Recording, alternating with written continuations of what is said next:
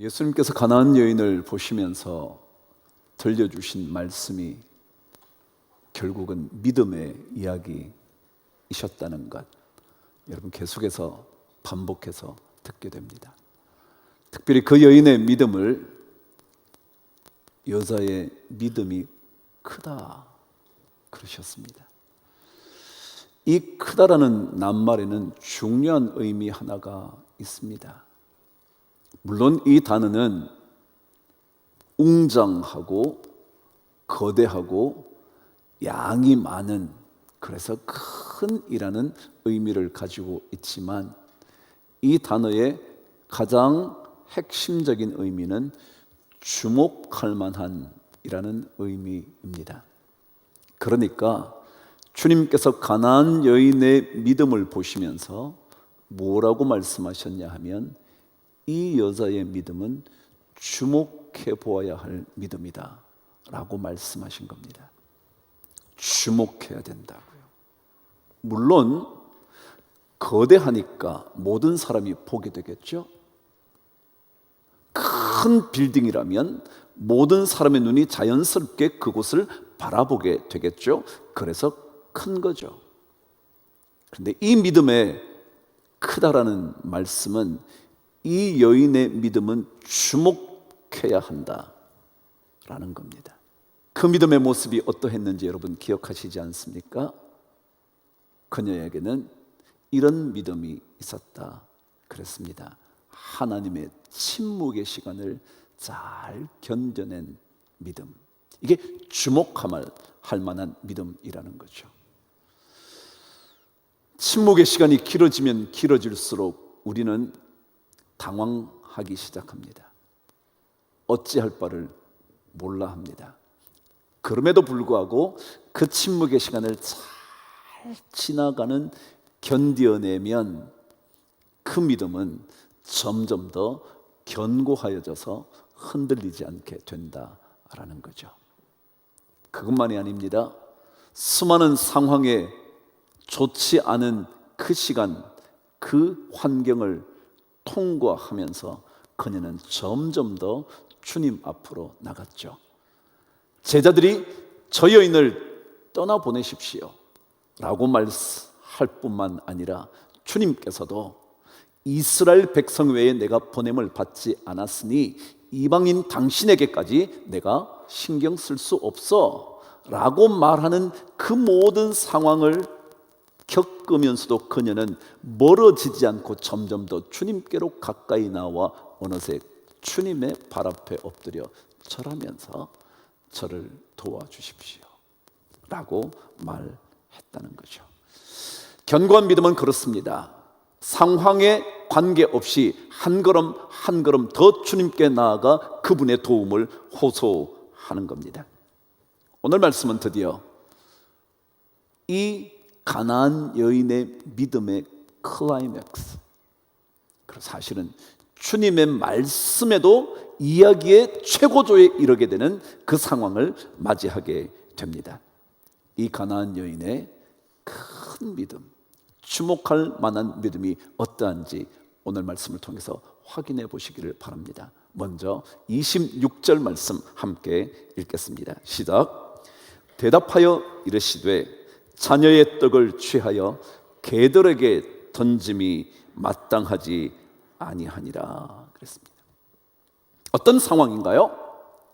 이제는 이스라엘 백성, 이방인 이 정도의 개념이 아니라 아예 당신네들은 개 같은 존재야 라는 이야기입니다. 얼마나 끔찍하고 자존심 뭉개지는 소리였을까요? 그럼에도 불구하고 이 여인은 물러서지 않습니다. 말하자면 이 여인의 주목할 만한 믿음의 특징은 자신이 가장 낮아짐에도 불구하고 전혀 개의치 않는 믿음을 가졌다라는 겁니다. 이게 주님께서 보시기에 큰 믿음이라는 거예요. 자신이 낮아지는 것, 자신이 무시당하는 것, 자존심이 완전히 무너져 내리는 그 상황 속에서도 그녀는 흔들리지 않는 믿음을 갖고 있는 겁니다. 오늘 말씀은 그렇게 말합니다. 개에게조차 주지 않는다고. 말하자면 개보다 더 못한 개 같은 인생처럼 표현되어진 겁니다. 그래서 말하자면 소망의 여지, 주님으로부터 무언가 받을 수 있을지도 모른다는 조금의 여지도 남겨주지 않은 너무도 끔찍한 상황을 맞이한 겁니다. 어쩌면 마음속에 깊은 상처가 됐을 겁니다. 그런데 이 여인은 그 모든 상황, 어쩌면 개처럼 느껴질 그런 상황에도 그녀는 포기하지 않는 믿음을 갖고 있습니다. 왜냐고요? 오늘 27절은 그녀가 이렇게 표현하고 있거든요. 제가 마음대로 해석한 것이 아니라 27절을 보면 그녀가 어떻게 자기 자신에 대하여 표현하고 있는지까지 보여주고 있거든요. 저와 함께 읽어보시죠. 시작. 여자가 이르되 주여 올소이다마는 개들도 제 주인의 상에서 떨어지는 부스러기를 먹나이다 하니 그랬습니다. 주님께서 개처럼 생각을 한다고 표현하십니다. 그러자 그녀가 대답합니다. 맞아요, 주님. 저 개처럼 여겨져도 괜찮아요. 주님 말씀 옳아요. 하나도 틀리지 않아요 라고 말합니다. 그러면서 개들도 내가 그렇단 말이죠. 근데 그 다음 말입니다. 제 주인의 상에서 떨어지는 이라고 표현합니다. 여러분 한번 보시죠. 여러분 혹시 반려견을 가지고 계시나요? 그 개에게 우리는 무언가를 줍니다. 내가 무엇을 먹다가도 던져줍니다. 그런데 이 본문은 던져주는 것조차 하지 않고 주지 않는데 어쩌다가 먹다가 떨어지게 되는, 그러니까 아예 개에게는 관심도 없다는 겁니다. 애완견인데 돌보지도 않는다는 겁니다. 그냥 우리가 먹다가 어쩌다가 혹시라도 떨어지게 된다면 던져주는 게 아니고요, 떨어지게 되는. 주님은 이렇게 말씀하셨거든요. 자녀의 떡을 취하여 개들에게 던져주는 거예요. 던짐이 마땅하지 않다 그랬어요. 주는 거예요. 그런데 아예 이 본문에서 이 여인은 그냥 떨어지는 것만이라도 제가 좀 먹게 해 주십시오. 마지막 단어는 이렇습니다. 떨어지는 부스러기, 그것을 먹지 않습니까? 부스러기가 뭐예요? 뜻은 가장 조그만 양, 소량이라는 것입니다. 어쩌면 떨어졌는지 떨어지지 않았는지도 모를 만큼의 양, 그게 부스러기입니다. 이렇게까지 자기 자신을 표현하고 있습니다. 온전한 것을 원하지도 않겠습니다. 던져주는 것조차 기대하지 않겠습니다. 그러나 혹시라도 그 곁에 머물기만 해주셔서 떨어지는 것이 있다면 그것 좀 먹게 해 주십시오. 자신을 완전히 낮춥니다. 믿음의 비밀은 자신을 더 낮추면 낮출수록 하나님의 은혜가 경험되는 것, 그게 믿음의 비밀입니다. 낮추면 낮출수록, 개라는 말을 들었을 때 그녀는 개라는 낱말에서 한 걸음 더 나가서, 개라면 그래도 먹을 것 주지 않습니까? 그런데 아예 주지 않아도 주인의 상 곁에 남았다가 혹시라도 흘려진 음식 조각이라도 먹을 수 있으면 좋겠습니다. 그녀는 자신을 온전히 내려놓습니다. 내려놓을수록 하나님은 높여주십니다. 이 믿음을 이 여인은 가졌다라는 겁니다. 그런데 여러분, 이 말씀 속에는 특별한 의미 하나가 담겨져 있습니다. 주님께서 오늘 이렇게 말씀하셨습니다. 자녀의 떡을 취하여 개들에게 던짐이 마땅하지 않다라는 이 개라는 표현이요, 이 단어는 유대인들이 일반적으로 생각하고 있는 개라는 단어와 다른 단어를 사용하고 있다는 겁니다. 모든 주석학자들이 점점 더 주목하다가 이 단어에 주목하게 됐습니다. 개라는 단어는 원래 헬라어로 제가 그냥 써볼게요. 퀴안이라는 단어이랍니다. 퀴안. 근데 이 개라는 단어는 어떤 의미를 가지고 있느냐 하면 주로 길거리에서 살고 있는, 그래서 주로 버려진 쓰레기나 사체 같은 것들을 먹으면서 살고 있는 길에 버려진 개를 가리킬 때 퀴안이라고 그런답니다. 그래서 모든 유대인들은 이 개에 대하여 부정하다고 생각했다는 거죠. 왜냐하면 버려진 사체, 죽은 시체 같은 것들을 먹고 살았기 때문에 그렇습니다. 그래서 부정하다고 생각하는 이 개라는 퀴안이라는 단어를 사용하지 않고 퀴나리온이라는 단어를 쓰고 있다는 겁니다. 이때 퀴나리온이라는 단어는 뜻이 뭐냐 하면 퀴안이라는 개라는 단어에서 파생된 작은이라는 의미를 가지고 있는 개, 그래서 집안에서 기르는 애완동물 혹은 사랑스럽고 귀엽고 돌봄을 받아야만 하는 개라는 의미라는 것입니다.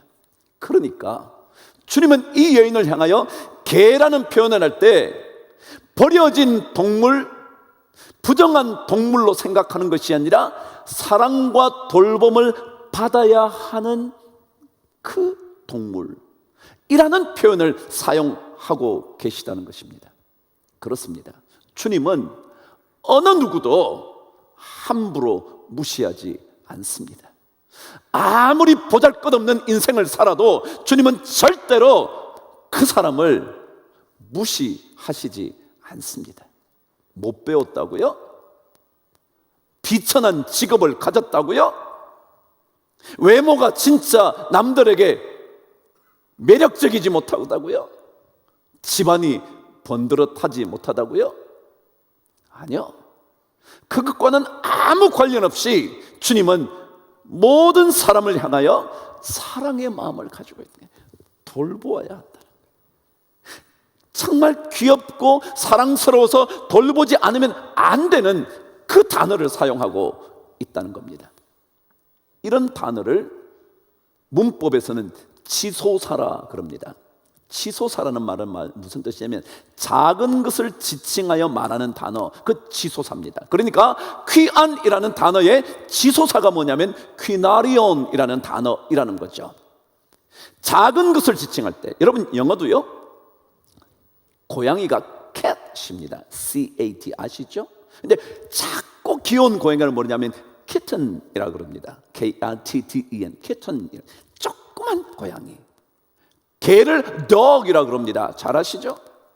근데 그 작은 강아지를 뭐냐면 puppy 그럽니다. 바로 이 의미입니다. 주님께서 정말 그래, 내가 돌봐줘야 되는 존재지 라는 의미입니다. 비록 주님께서 개라는 표현을 사용하시지만 사실은 내가 너를 돌봐야 해 라는 의미를 담고 있으셨습니다. 왜냐하면 주님은 누구도 무시하지 않으실 뿐만 아니라 사실 이 모든 이야기는 결국 믿음을 테스트하려고 하는 것이지 그녀를 무시하려고 하는 이야기가 아니거든요. 이방인을 내팽개치기 위하여 이 얘기를 꺼내신 게 아니거든요. 오히려 그 누구도 믿음의 세계 안으로 들어오면 구원을 얻어야 하는 그 놀라운 이야기를 하나님은 하시고 싶어 하셨다는 거거든요. 바로 이 얘기를 듣자 이 여인이 주님 옳습니다. 개들도 그때 이 여인도 주님께서 사용하신 똑같은 단어 퀴나리온을 사용하고 있습니다. 그러니까 자기 자신이 퀴안이라는 버려진 더러운 부정한 그런 개가 아니라 맞습니다. 전 주님의 은혜가 필요하고 사랑이 필요한 그런 퀴나리온입니다. 똑같은 단어를 씁니다. 믿음은 뭐냐면요, 하나님의 말씀에 좀 더 집중하는 거거든요. 적당하게 들으면요, 나를 개로 생각한다고? 그래, 잘났다, 너네들 유엔 잘났다, 떠나갑니다. 그러나 그렇지 않습니다. 주님의 말씀을 귀담아 들으면, 그래, 주님 맞아요, 그렇죠, 유대인은 유대인의 권리가 있고요, 영광이 있고요, 저는 보잘것없는 이방인에 불과하죠. 그렇긴 하지만 주님의 은혜가 필요한 존재입니다. 자, 그런 존재입니다. 주님의 사랑이 필요하고, 주님의 돌보심이 필요하고, 주님의 은혜가 필요합니다. 개들도 주인의 상에서 떨어지는 부스러기를 먹나이다 라는 거예요. 신앙생활은 그 누구도 하나님의 은혜가 없이는 살 수 없다고 생각하는 겁니다. 돈이 꽤 많은 사람이든, 그래서 유대인처럼 느껴지든, 모든 권리를 갖고 있는 그런 사람이든, 아니면 아무것도 갖지 못한 능력 없는 사람이든, 그 누구도 다 하나님의 은혜가 필요한 사람이라는 것, 바로 이 사실을 우리가 기억해야 믿음의 견고해지는 겁니다. 낮아졌기 때문에 더더욱이 하나님의 은혜가 필요한 줄 알고 자꾸 주님께 한 걸음 한 걸음씩 나아가는 거죠. 여러분, 낮아짐을 너무 과민하게 반응하지 마십시오. 자존심 건드리는 것 너무 그렇게 신경 쓰지 마십시오. 그것 낮아지면 낮아질수록 이 여인처럼 개들조차 주인의 상에서 떨어지는 부스러기라고까지 낮추는 그 일이 오히려 점점 더 하나님의 놀라운 은혜를 경험하게 되는 바탕이 된다는 것 잊지 마시죠. 누가복음 18장 14절은 그래서 이렇게 기록을 합니다. 시작. 자기를 낮추는 자는 높아지리라. 이게 믿음입니다. 이 여인은 자신을 낮출 줄 알았습니다. 주님 말씀하신 것보다 더 낮게 내려갔습니다. 낮아짐은 부끄러움이 아닙니다. 수치가 아닙니다. 오히려 낮아질수록 은혜가 더 밀려옵니다. 높아지면 은혜는 떠나갑니다. 바로 이 여인에게 주목할 만한 믿음은 자기 자신이 낮아지는 것 조금도 고민하지 않습니다. 여전히 저는 하나님의 은혜가 더 필요한 존재라는 것을 말하고 있습니다. 두 번째, 이 여인의 마지막 이야기 다시 한번 기억하면서 그녀의 믿음이 왜 주목할 만한 믿음인지 확인해 보시도록 하죠. 27절 다시 한번 읽겠습니다. 시작. 여자가 이르되 주여 올소이다마는 개들도 제 주인의 상에서 떨어지는 부스러기를 먹나이다 하니. 부스러기 무슨 말이냐 하면, 하나님의 부스러기는 내 인생을 충분히 넘치게 하실 수 있다라는 믿음입니다.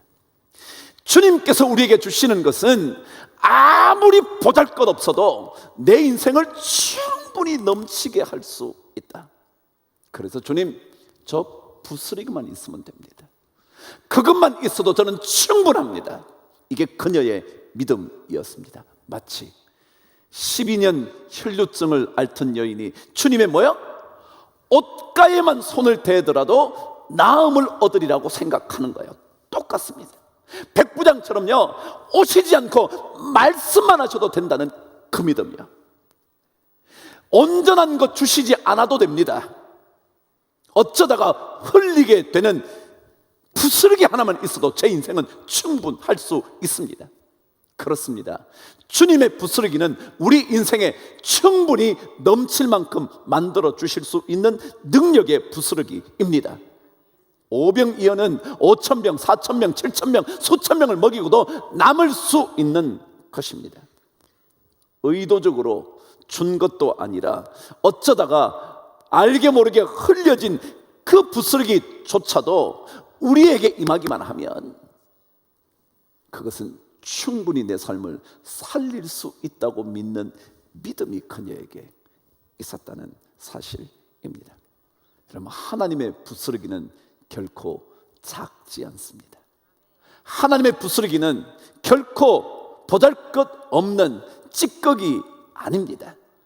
그 하나님의 부스러기는 우리의 삶을 넘치게 만들 수 있는 능력의 떡덩이일 겁니다.